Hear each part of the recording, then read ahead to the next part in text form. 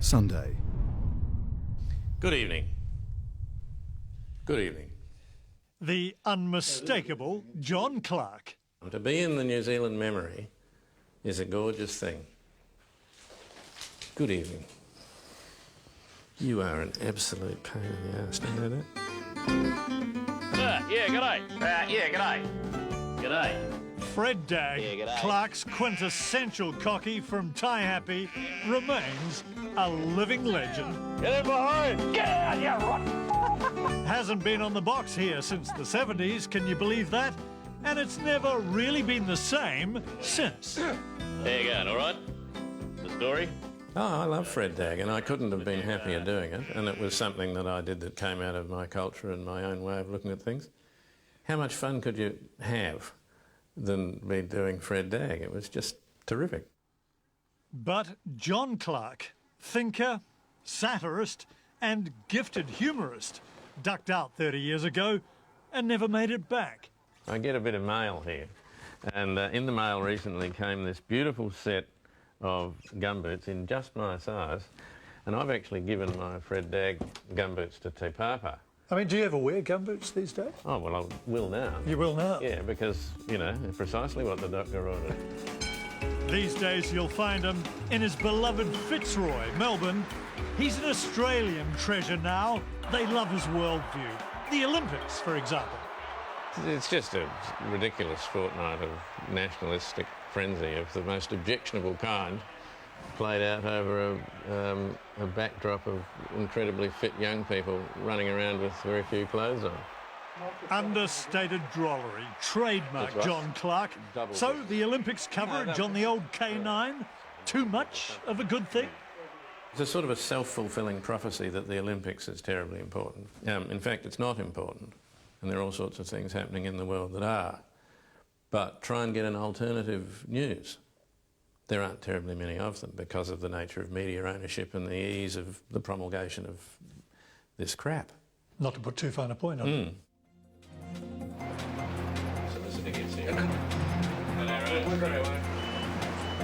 Every week, he's syndicated nationwide on ABC's 7:30 report. Mortgage market in America as a better investment than the Commonwealth Bank of Australia? It's a simple question.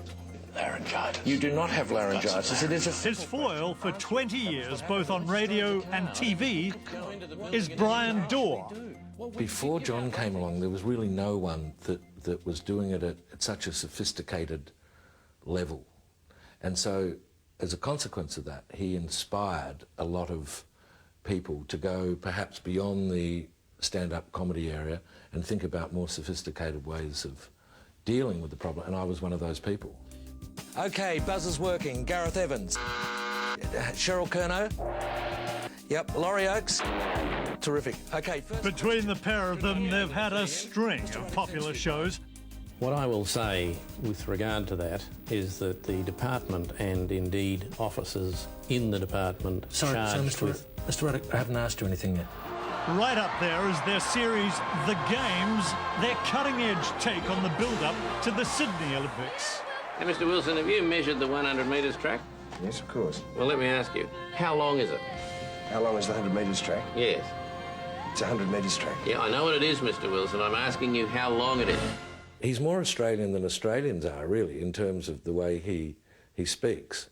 But he's like that when he's performing. He's like that when he's off and he's not performing. He generally sees something that other people don't see. You make no effort to mimic the politicians that you're lampooning.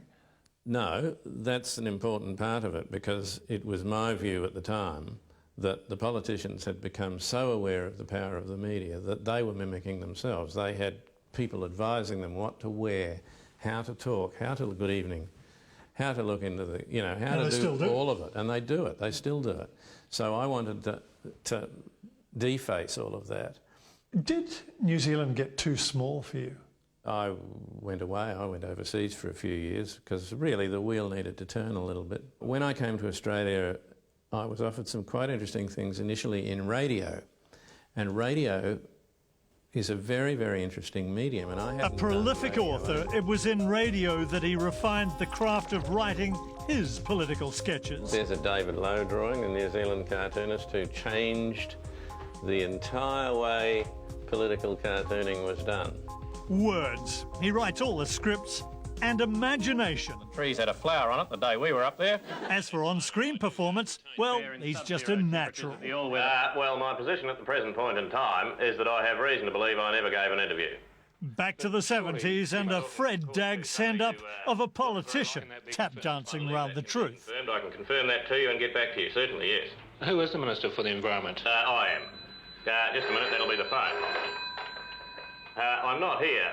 I'll ask me to ring you back later, thank you. That call wasn't staged, by the way. It happens by chance during filming, and John, not missing a beat, just runs with it. Here I am, sitting in someone's office, being Fred Dawe, and his phone rings. So I pick the phone up, say something that's appropriate to what I'm doing, and put the phone down again, because the minute the phone rings, it becomes a prop. I've often wondered who that was and what he made of that conversation. Just a minute, that'll be the phone. That'll be the phone just cracks people up. Yeah. Yeah, well, it was, I'd heard people say it. I mean, there wasn't much in Fred Dawe that I hadn't heard. There were certain things I made up, but a lot of it was stuff that I had actually heard people say. We don't know how fortunate we are to have that place. And we love the songs as well. We don't know how lucky we are, mate. We don't know how lucky we are. The collection is still one of New Zealand's all-time best sellers.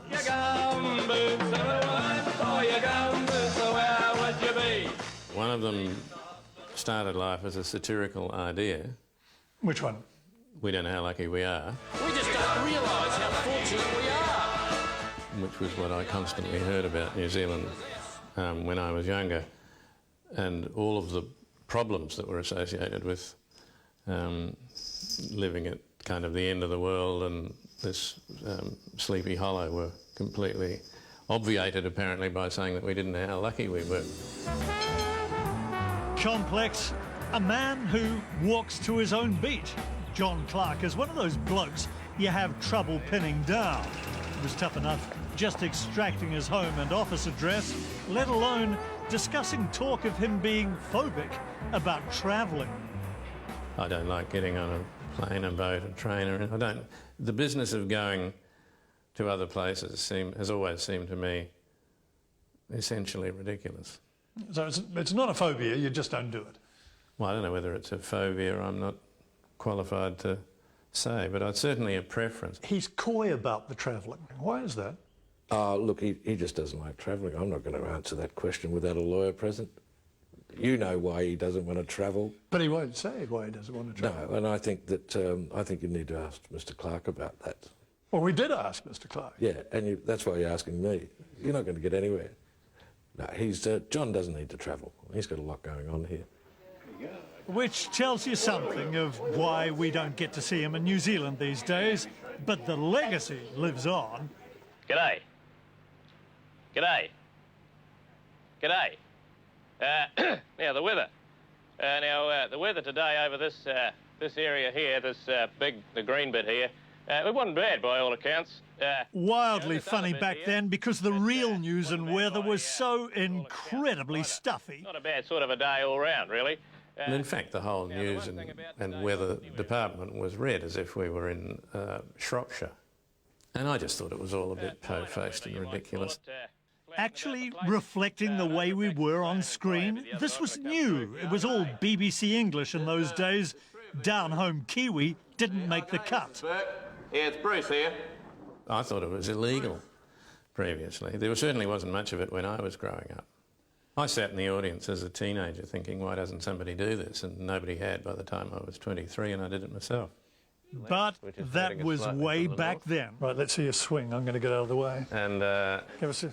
And this is what you do when you're absolutely bored with your work and you haven't got anything to do, and you go, well, this is where we're going down here. Don't get him wrong, John loves sport, loves his golf, and loves the new generation of Kiwi comedian, the flight of the Conchords. So, a collaboration between John and the Conchords? Any chance of that? He's from New Zealand. Yeah, kind of talks in a monotone, sounds like a robot. Well, that's the New Zealand accent.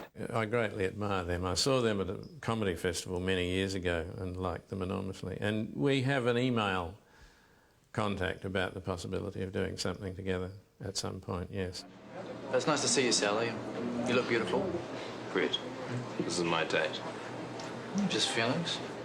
If there's big money in it for the Concords, there wasn't much in it for John Clarke. No, you didn't make a fortune because I'm not complaining, because I had a wonderful time and because I did learn a lot.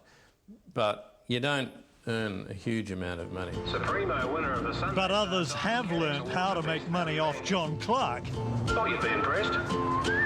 Second year running too. Deja vu, some would The call it. Kiwi Bank ad, if you think that's him, it's not. Great value and smart thinking ahead of big banks, big fees and bigger profits. And this also really irks him. I find it irritating, and it's to do with the media. It's to do with people making a quid out of it. It's not to do with the New Zealand public. They know who Fred Dawe is. They always did. They got it from day one. And they don't need that sort of misuse of it, and I've never done it, and they know that. If I'm not standing there looking at them, it's not me. There you go. Gumboots, they are wonderful. Gumboots, they are swell. But this is John Clarke today, just turned 60 and with a string of projects on the go, one eye on the lucky country, the other on the old country. What would Fred Dawe make of the state of New Zealand today, do you think?